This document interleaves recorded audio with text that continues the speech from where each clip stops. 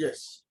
So section 3 of the PMLA deals with the offense of money laundering, which states that whosoever directly or indirectly attempts to indulge or knowingly assist or knowingly is a party is actually involved in any process or activity connected with the proceeds of crime.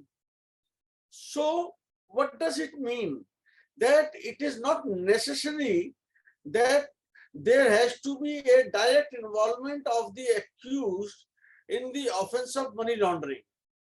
It can be direct, it can be a kind of abatement, it can be indirect. Secondly, the attempt to indulge means actual commission. Besides the actual commission, even the attempt will constitute the offense of money laundering. Knowingly assist, knowingly is a party. So knowledge has been made an important aspect of the offense of money laundering. But when we go to the next point, is actually involved in any process or activity connected.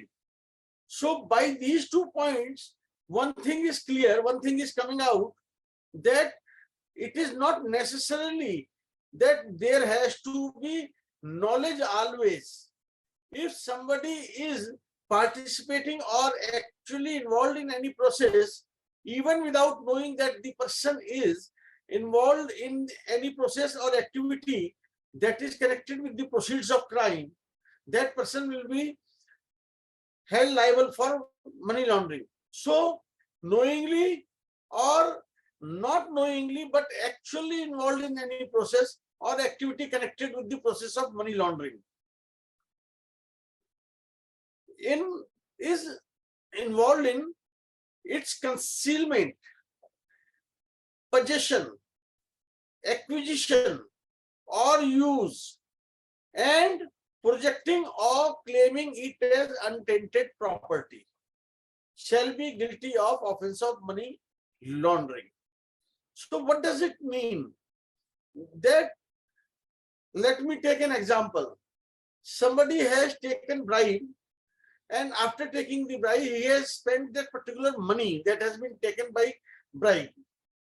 So it will fall into the category D, that is use. The money has been used. It is not always necessary that money should have been converted or invested into. Somebody with the proceeds of crime, including its concealment, possession. If somebody is even in possession of the proceeds of crime, we will come into the definition of proceeds of crime, or have acquired the proceeds of crime or used and projected or claiming it as untainted property. So the projection is also necessary, and claiming it as untainted property, that this particular money, that is the proceeds of crime, is not involved in the act of money laundering, is not connected with money laundering, is not amount related to bribe. The example which I have taken, shall be guilty of the offense of the money laundering. So all these ingredients, these components are necessary for constituting the offense of money laundering. Now there is an explanation to offense of money laundering that has been given in this section. That is, for the removal of doubts, it is hereby clarified that a person shall be guilty of offense of money laundering if such person is found to have directly or indirectly attempted to indulge or knowingly assist or knowingly is a party or is actually involved in one or more of the following processes or activities connected with the proceeds of crime, namely concealment, acquisition, possession, or projecting it as untainted property, or claiming the same to be an untainted property. So this is an explanation which is connected with the main definition of the money laundering.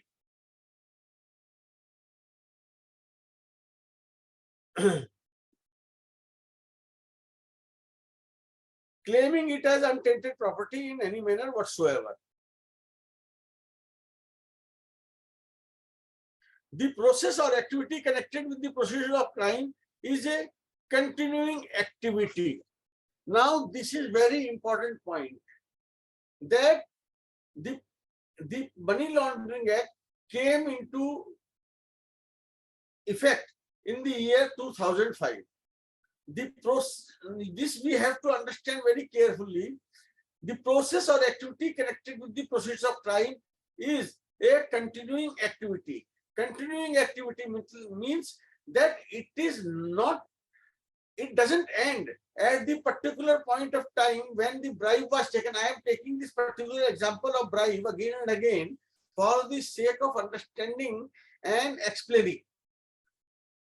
Continuing activity. So the money laundering, if you are enjoying the proceeds of crime, even after, if you had taken the bribe before 2005, but you are enjoying that particular amount that has been taken as bribe, even in the year 2023, then the offense of money laundering will continue to exist as on date, that is even on 2023. You took the bribe, you purchased a property in 2004, 2002, 2003. The Money Laundering Act came into the year 2005. So actually you have exhausted that money in the year 2004. But you are enjoying those proceeds of crime. The enjoyment of those proceeds of crime are still existing in the year 2023 because you had purchased a property. In that particular case, the offense of money laundering continues. So money laundering offense is treated as a continuing activity and continues till such time a person is directly or indirectly enjoying the proceeds of crime by its concealment, possession, acquisition, use, projecting it as untainted property, claiming it as untainted property in any manner whatsoever. So the offense of money laundering doesn't come to an end merely when the offense is committed or merely when it is converted into something else, something different, for the purpose of concealment, for the purpose of possession, for the purpose of acquisition, use, projecting it as untainted property, claiming it as untainted property in any manner whatsoever. So, what is the concept of money laundering? In this particular concept, we have to first concentrate on concealment. One has taken bribe. The bribe money has been kept in a locker, secret locker. This will fall into the category of concealment. It will also fall into the category of possession. If somebody has acquired the proceeds of crime, even that particular aspect will lead to commission of the offense of money laundering. Use of the proceeds of crime will also amount to money laundering. Projecting it as untainted property. What happens? What does it mean? It means that what you have done, that you have invested the money that was taken by way of bribe in a real estate property. In real estate property, what you show, that you have taken loan from the bank. Suppose the value of the property was 1 crore rupees. You have paid 25 lakh rupees in white and 75 lakh rupees in black.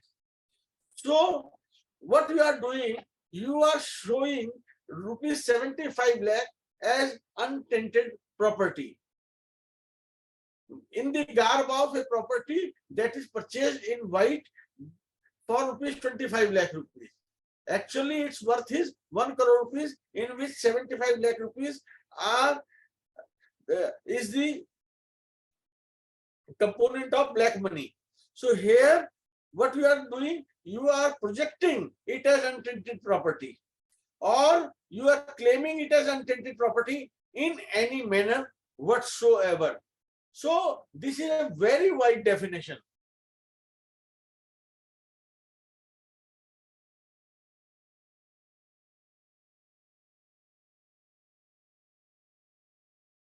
Now, the explanation continues. The expression money laundering ordinarily means the process of activity of placement, layering, and finally integrating.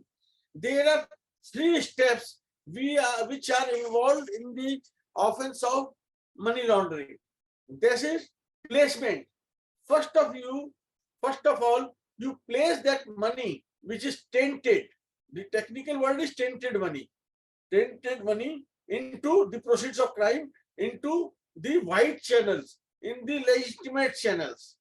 Then what you do, you start circulating and you start layering and you start transacting that money in many ways. You move that money through many channels, and after moving that money through many channels, finally at one stage you start projecting that money by integrating in the white economy, by integrating the same in the legitimate channels. Like the example which I have given, that you have purchased a property of 1 crore 25 lakh rupees was the white component, 75 lakh rupees was the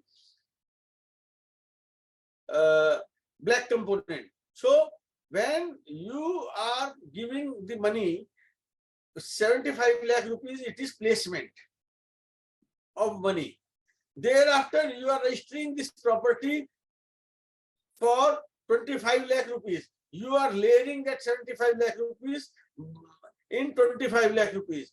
And finally, you are projecting as if that property has been purchased for 25 lakh rupees, whereas its actual value, actual worth is 1 crore rupees.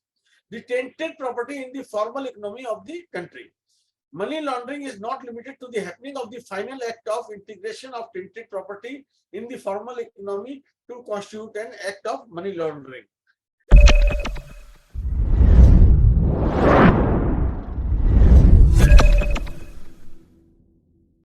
Welcome to Complinity Technologies. Complinity is India's leading governance, risk and compliance software helping companies to manage their compliance, contracts, litigation, legal updates, inter-financial controls and more. Complinity is a one-stop shop for all GRC needs.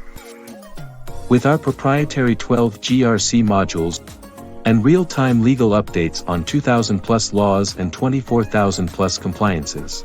All in an integrated platform that is easy to use with automated alerts and risk management capabilities. Is why compliance managers, general counsels and chief financial officers choose Complinity every time. Join the most innovative and prestigious brands that use Complinity. Automating your compliance management. Request a demo at complinity.com.